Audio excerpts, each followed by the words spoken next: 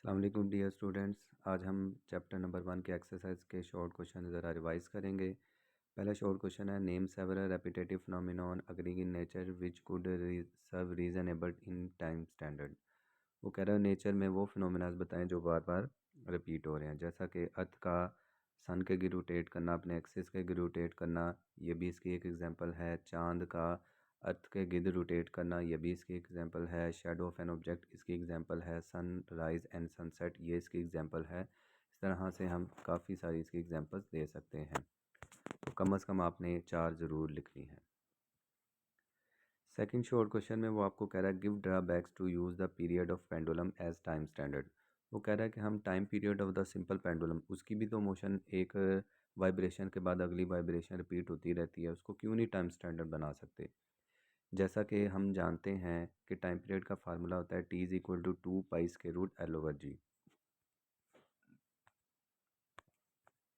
Time period है वो depend करता है लेंथ पर, और टाइम पीरियड डिपेंड करता है ग्रेविटेशनल एक्सेलरेशन पर।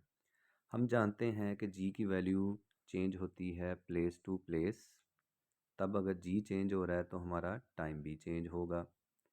इसी तरह से हमारे पास जो लेंथ ऑफ द पेंडुलम है वो ड्यू टू टेम्परेचर, जब गर्मियों में हमें पता है चीज़ों की एक्सटेंशन हो जाती है, उनकी लेंथ में थोड़ा सा इजाफा हो जाता है।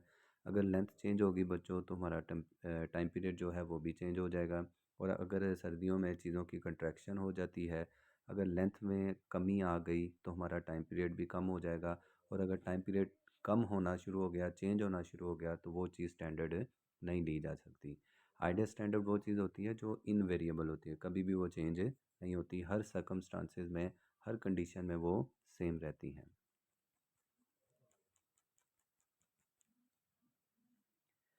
नेक्स्ट थर्ड पॉइंट हमारे पास इसमें ऐड किया गया है, एयर रेजिस्टेंस में affect the time period of simple pendulum.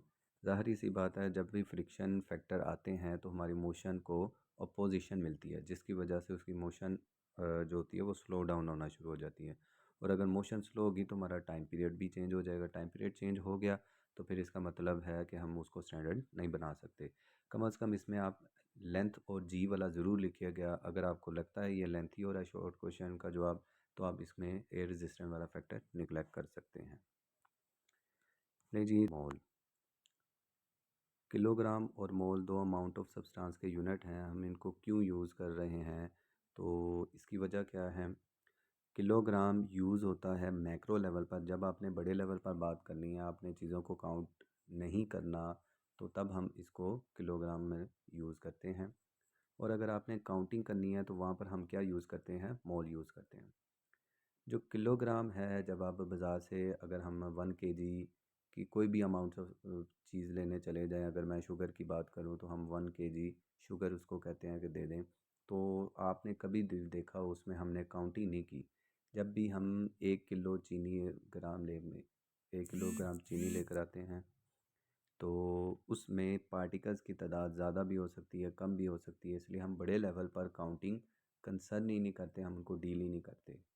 तो जब छोटे लेवल पर हम होते हैं तो हम मोल की बात करते हैं, और एक मोल में हमारे पास एक फ़िक्स नंबर ऑफ़ मॉलिक्यूल्स होते हैं, जिनको आप बच्चों एवोगाड्रो नंबर्स भी कहते हैं।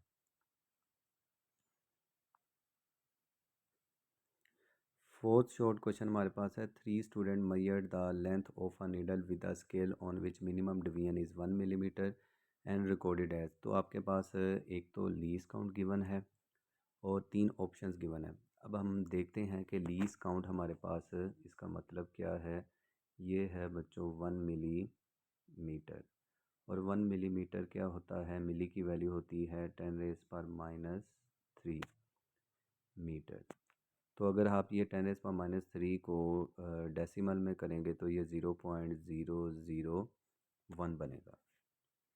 तो आप देख रहे हैं जैसा कि हमारे पास इशारिये के बाद कितने डिजिट्स आ रहे हैं, 3। तो आप भी वो नंबर सेलेक्ट करेंगे जिसमें डेसिमल के बाद कितने डिजिट्स हैं, तो हमारी ऑप्शन नंबर 3 है।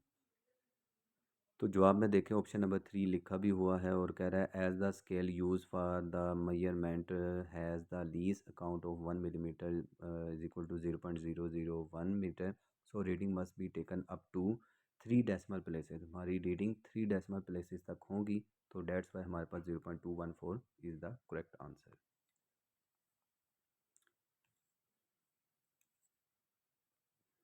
ये 5 वाला शॉर्ट क्वेश्चन हमने नहीं किया हुआ, तो इसको ज़रा स्किप कर देते हैं। 6 शॉर्ट क्वेश्चन में क्या कह रहा है, the period of simple pendulum is measured by a stopwatch, what type of errors are possible in the time period. तो हमारे पास कितनी टाइप्स के एरर हैं, 2 तरह के एरर्स हैं। एक को हम कहते हैं सिस्टमेटिक एरर और एक को हम पर्सनल या रैंडम एरर कहते हैं। जब आप स्टॉप वॉच यूज़ करते हैं तो ज़ाहिर सी बात है हमारे पास स्टॉप वॉच फॉल्टी भी हो सकती है, उसमें ज़ीरो एरर भी हो सकता है। और पर्सनल एरर में क्या हो सकता है, आपकी नेग्लिजेंस हो सकती है, आपका इनएक्सपीरियंस हो सकता है, और आपका स्टॉप और ऑफ ऑन करने वाला जो बटन है उस पर अगर आपने प्रेस मतलब कि जल्दी करना था और आपसे वो जल्दी प्रेस नहीं हुआ, उस दौरान भी ये पर्सनल एरर काउंट होगा। नेक्स्ट शॉर्ट क्वेश्चन है हमारे पास, वो कह रहा है does our dimensional analysis give any information on the constant of proportionality that may appear in the algebraic expression. जो डायमेंशनल एनालिसिस है क्या वो कांस्टेंट के बारे में इंफॉर्मेशन देती है?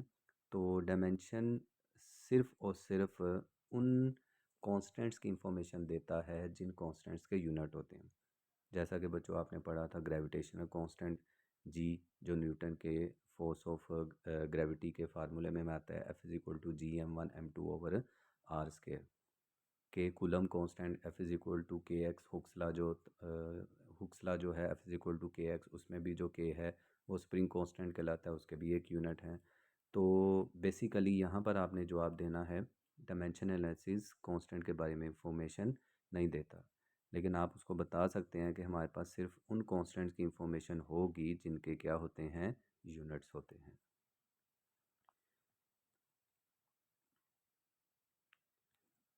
नेक्स्ट बच्चों हमारे पास 8 शॉर्ट क्वेश्चन है, उसमें आपने प्रेशर और डेंसिटी की क्या बतानी है, डायमेंशन। तो आप देख रहे हैं प्रेशर का फार्मूला क्या होता है, फोर्स पर यूनिट एरिया। अब आपने स्क्वायर ब्रैकेट्स में इसको लिखना है ताकि हमें पता लग सके कि हम क्या निकालना चाह रहे हैं। तो जब आप स्क्वायर ब्रैकेट लगा देते हैं तो हमारा कंसर्न प्योरली तौर पर डायमेंशन से जुड़ जाता है। तो फोर्स की जगह पर देखें उसने फार्मूला लगाया हुआ है और ए सिंपल हमने वैसे ही रखा हुआ है। फोर्स की अंदर जो फार्मूला है एम की डिमेंशन होती है एम ई, और एक्सेलरेशन की डिमेंशन होती है L t-2। तो जी नीचे एरिया तो होता है लेंथ ज़ विड्थ, मतलब दो लंबाइयों का जब भी प्रोडक्ट लेंगे वो हमारे पास एरिया बनेगा, तो एरिया मतलब L²।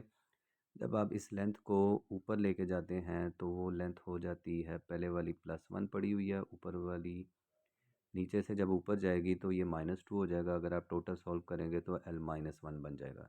तो इसलिए आप देख रहे हैं डायमेंशन क्या है, ML-1 T-2, M वैसे ही है, T-2 वैसे ही, जस्ट आपने लेंथ को सॉल्व किया है। लो जी डेंसिटी का फार्मूला क्या होता है, मैस पर यूनिट वॉल्यूम। तो मैस की एम ही रहती है और वॉल्यूम की L³ हो जाती है, क्योंकि वॉल्यूम का फार्मूला होता है लेंथ, विड्थ और हाइट, तीनों लंबाइयाँ ही होती हैं, तो ये क्या बना देगी, डायमेंशन L³ बना देगी।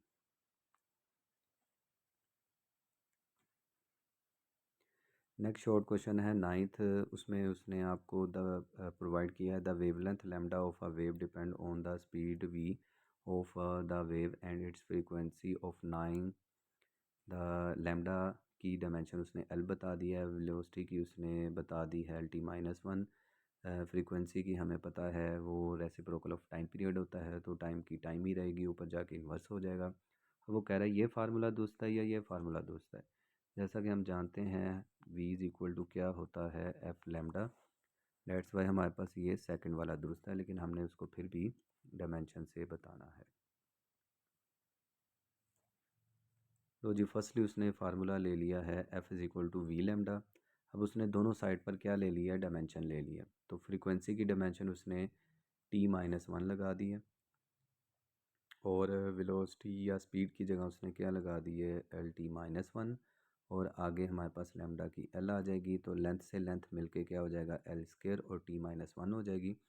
लो जी लेफ़्ट साइड पर हमारे पास आ गया है T-1, राइट साइड पर आ गया L² T-1, तो लेफ़्ट और राइट बराबर नहीं हुई, इसका मतलब है ये फार्मूला हमारा दुरुस्त नहीं है।